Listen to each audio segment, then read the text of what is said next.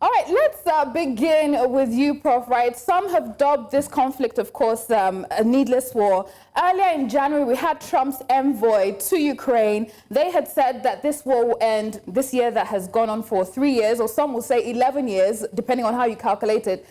Their goal is to end this war within the first 100 days. That's about April. Would you say, with what we have seen so far, that they are on track to achieving that, especially with the latest moves from Trump, right? We've had him somewhat try to change the narrative, painting Zelensky as a dictator. So, I mean, what could be his play here? And are they on track to meeting up with their 100 days goal? Well, I think there's a factor we need to consider. If it was just a question of the USA and Russia, then yes, possibly. But there are other factors at play, and there are other partners in play. We have the European Union, and of course, Ukraine is the crucial factor concerned.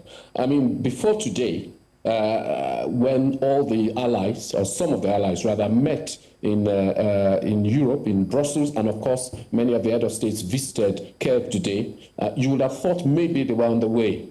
But with Britain promising 4.5 billion in terms of military aid to Ukraine, EU promising 3.5 billion euros in terms of grant for same, and then the Canada also, deciding to unfreeze $5 billion of Russian assets so that Ukraine will be able to use it for their military defense. So yes, USA was a significant factor, and they could initially or in the past have determined the course of this conflict. But it's beyond the USA now. There are other partners in play, other factors in play, and there are other indices to watch. Therefore, I think except the Europeans and Ukraine itself comes to the table or come line up behind the US, it's very unlikely, except Russia is going to give up. And I don't see Russia giving up anytime soon.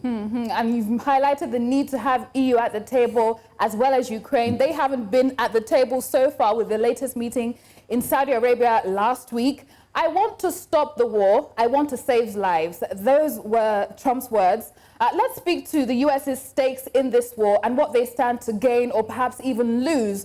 What is in it for US, right? What is in it for Trump, right? And other stakeholders in this war, and with a potential end in sight?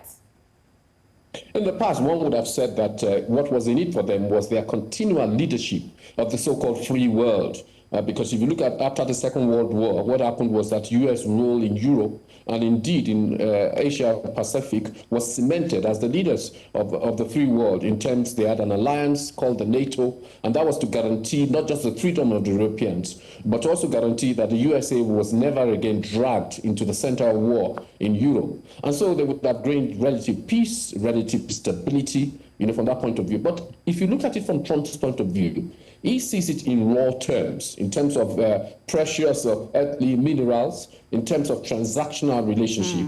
And it's not so much tied to any such ideals, the ideals of the 1940s, which has predominated for the last 70 years. So you may argue, if you are going to support what Trump is saying, that there's no immediate gain for the US other than for the fact that there will be some peace and that NATO will not be drawn into a war. Of course, for the Ukraine, the immediate benefit to Ukraine is that they get to keep more than 20% of their territory, which they're fighting for, and they get to keep Russia at bay. And for Russia, of course, it's a question of ego. Russia had an empire, and it was lost during the collapse of the Cold War. And since then, the USSR has been trying to regain, you understand, what it has lost. And of course, it seemed as if Ukraine was their first test. Well, they've had some minor tests, but of course, Ukraine was to be the major test before they went also after other areas. So in terms of gain, I think if the war stops now, what the world gains is peace and maybe some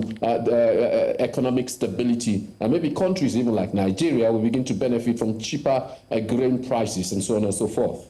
I mean, we'll see. I mean, what's it for Nigeria and perhaps Africa? But like you have pointed out, Trump is a businessman. We'll see what he gets out of this situation as well. Coming now to you, Amanda, right? A number of alliances have been formed in the course of this war. How would you say some of these alliances and perhaps that have been formed and broken along the course of 3 years has perhaps deepened geopolitical divides? How would you say it has led to further fragmentation and formation of different trade blocs? Very good question. I think that the situation have been changing really fast for the last couple months.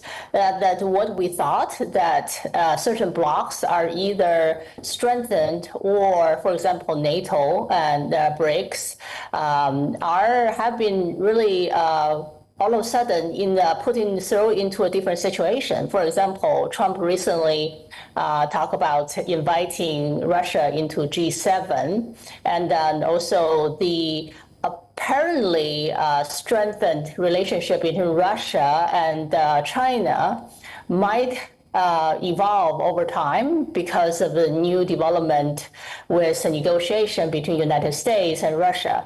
So what I can say is what we believed, for example, that the situation in 2024 might be completely different in 2025.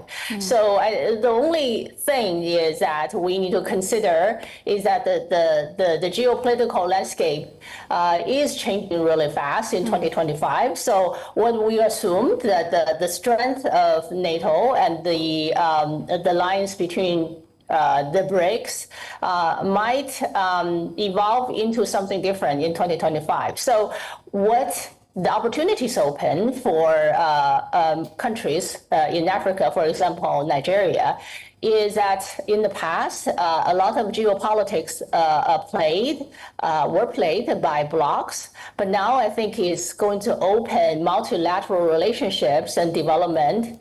So I think that opens a slew of opportunities for countries like Nigeria that we could potentially contribute and add value to the whole play. All right. And before we let you go, looking at the role that different countries have played in this war, their rhetoric, the sides they have taken somewhat, and the commentary they have made, or even just watching from afar, how would you say certain countries and regions have been branded? For example, Africa. What's the perception of Africa in the course of this war, in the aftermath of this war? United States, Russia, and Ukraine. How would you say these countries have been branded in the course of the war? I think there's definitely perceptions in Europe and in United States, and those perceptions about the war are dramatically different. And then even in giant countries, mega countries like China. So the perception of the war, depending on who you ask, or what role the different countries have played in this war, are dramatically different. So it's hard to get a holistic story unless you have a holistic picture.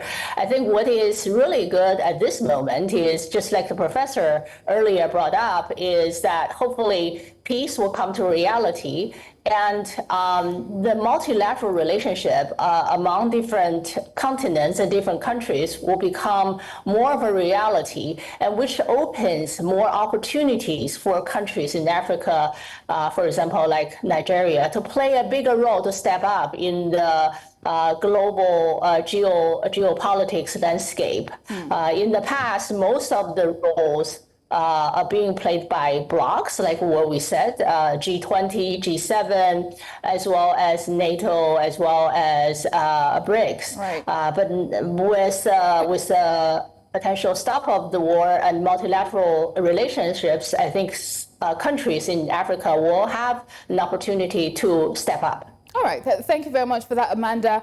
Tying things together on this segment with you, Prof. Russia, Ukraine, 3 years in, who wins? Who would you say is benefiting from this war, and what are the prizes? Well, really, in the last few days, Russia sold 100 tons of Russian gold.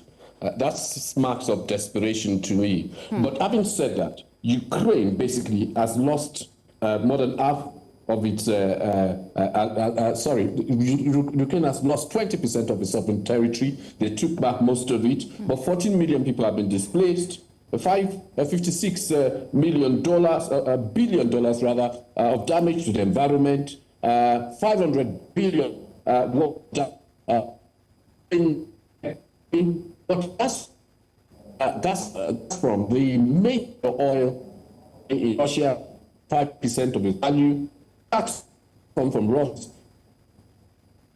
out by 7 times. All right.